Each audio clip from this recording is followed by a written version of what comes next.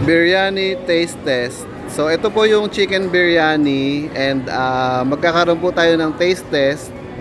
Pero first disclaimer po muna, hindi po ako expert, hindi po ako pro. Sasabihin ko lang po sa inyo kung ano talaga yung feel ko sa lasa nitong biryani ng Kaimol. So nasa Greek meal po tayo and then nakita nyo naman po ayan. And ayan, matagal ko na po talagang kine-crave ang Greek or I mean ang biryani, and then na-surprise ako sa name ng shop nila, which is Greek something, Greek me, ganon. Na hindi ko alam na, ako alam ko biryani is something like super Middle Eastern ganon. Talagang may super guys. Pero ayan, since nandyan na, let's do a taste test, ganon. Let's do a taste test unless magwe-wait lang muna si ate ulit.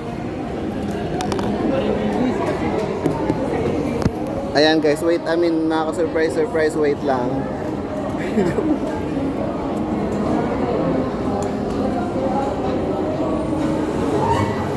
So since yung biryani rice muna yung talagang pinakagusto ko, so dun muna tayo sa biryani. Hindi po ako nagpo-fork sa rice kasi ang rice is meant to be eaten ng the Filipino way na kailangan marami. But anyway, since meron po tayong manners, so let's just use a fork. Ayan po siya.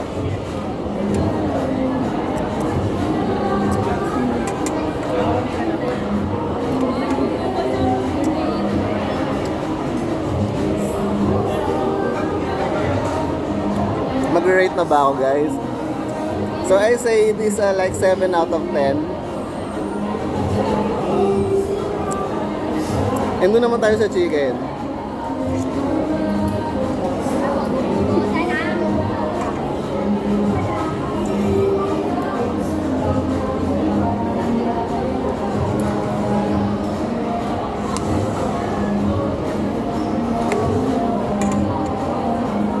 Ito yung chicken, ng chicken biryani.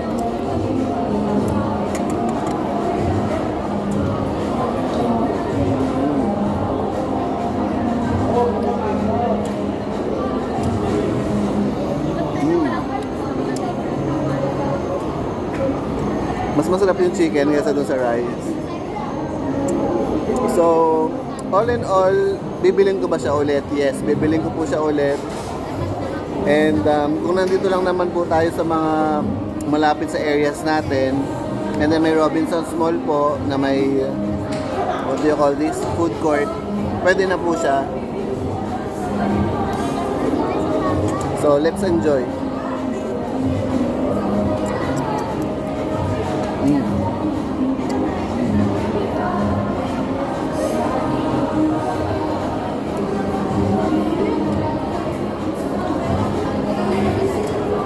May lemon po. So itong lemon lalagay natin dito sa drink. Ganito guys. So ayan, may kasama po siyang lemon. So itong lemon, this will go to our drink. Ayan. Exactly to our drink. Ayan.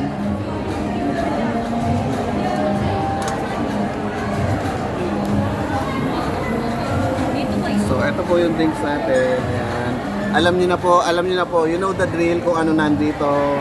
Hinaluan ko lang po siya ng everything ganyan. So ayan.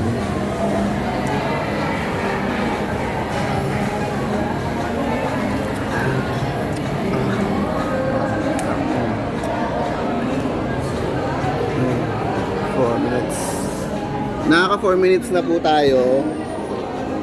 And ayan, sana maka 15 minutes po tayo unless ikikiss po ako nito ni Kuya. Ayan, that's it po.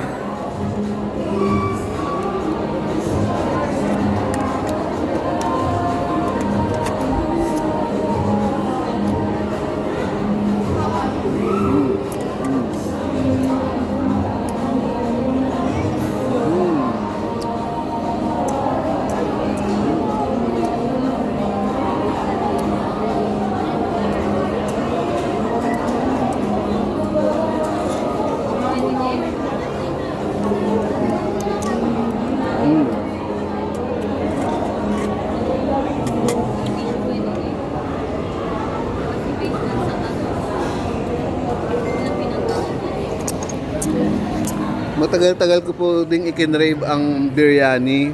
Meron pong dating biryani place sa amin. Ang may-ari po nun is I think living in Israel, ganon. And then, nakakatuwa po na kahit nakatikim tayo, hindi naman po masyadong authentic. Feeling ko guys, to be honest, hindi siya masyadong authentic na Middle Eastern biryani. Well, I don't know kung talagang ang biryani is a Middle Eastern staples. So, well, based on their name, Greek daw. So, ganon. All in all, okay na sa akin. So, kung talagang nagke-crave kayo for something biryani, ayan, I think mawawala na po yung craving nyo pag kumain po kayo nito. Mawawala po not because hindi siya masarap. It's just because may yung mga spices naman na po na gusto nyo malasahan, malalasahan nyo po dyan. So, ayun.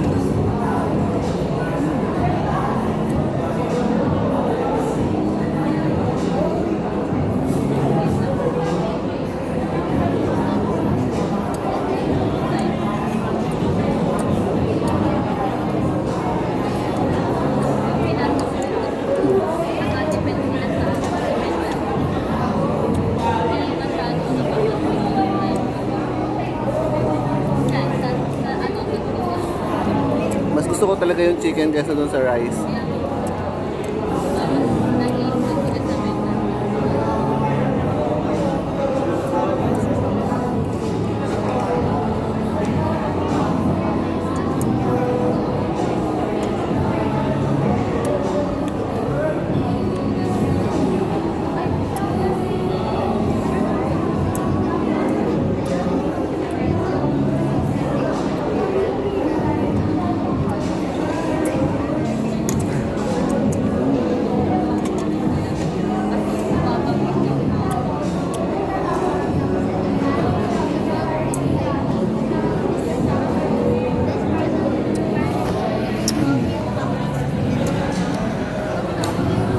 Malalasahan mo talaga yung mga spices na kailangan nasa biryani rice, ganun. Ang ano ko lang guys, ang parang feeling ko or mga ka-surprise, ang parang naging comment ko lang dito. I mean, ang dami ko ng comment no. I mean, ang in a humorous side, ang nakakatawa lang dito is, 'di ba? Parang pinakain nila tayo sa kawali. Ito ba kawali ba ito o what do you call this? Ano yata yan yeah, parang kawali, ganun. Pwede ka ba magprito ng itlog dyan? Parang gano'n. 'Di ba? Parang ang sarap iuwi sa bahay. Ayun. So let's drink this.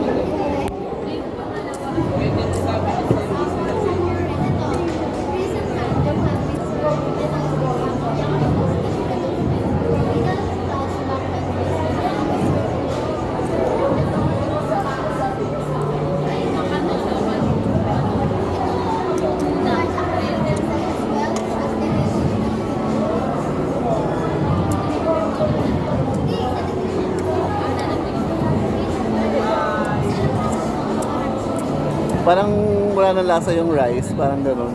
Parang plain rice na lang. Pero I don't know, I don't wanna be complicated, guys. Ang sinasabi ko lang is, kung nagka-crave talaga kayo sa... Ang sinasabi ko lang, guys, is kung nagka-crave talaga kayo sa biryani rice, and then parang feeling nyo is talaga ma-achieve nyo yung lasa ng biryani rice. Hindi, guys. Pero dito sa chicken, lasang-lasa talaga yung mga spices ng biryani. So pwede na rin nga guys, sabi ko nga sa inyo guys, kung talagang nagke-crave lang naman kayo, mawawala yung craving nyo, malalasahan nyo yung mga gusto nyong malasahan, unless masyado kayong mitikuloso, ganun. So ayan. Well, ako hindi naman ako metikulosong tao, so okay lang.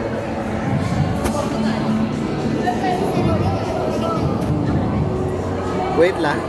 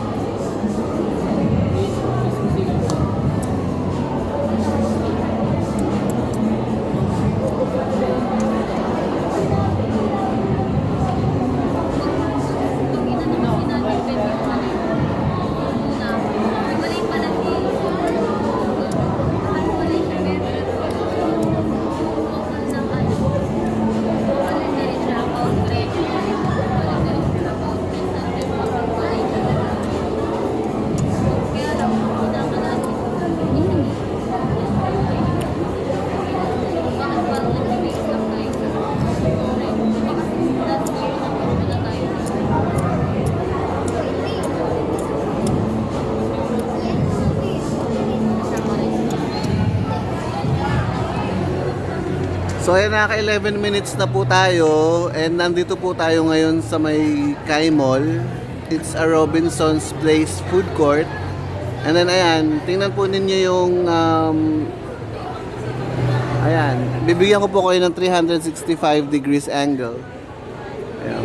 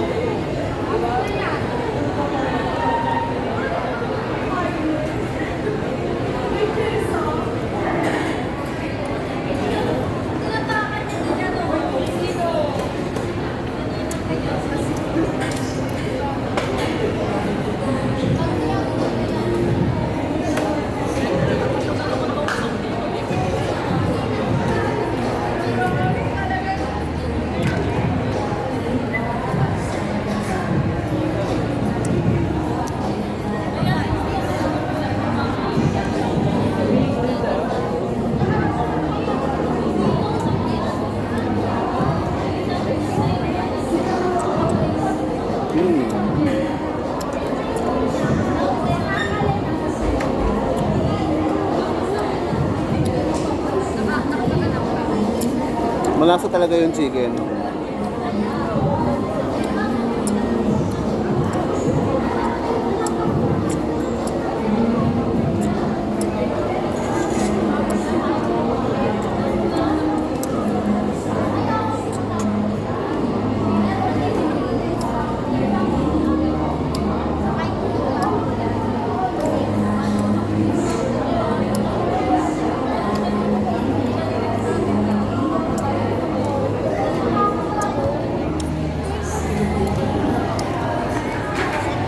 So mga ka-surprise, I think this vlog has come to an end. Ayan.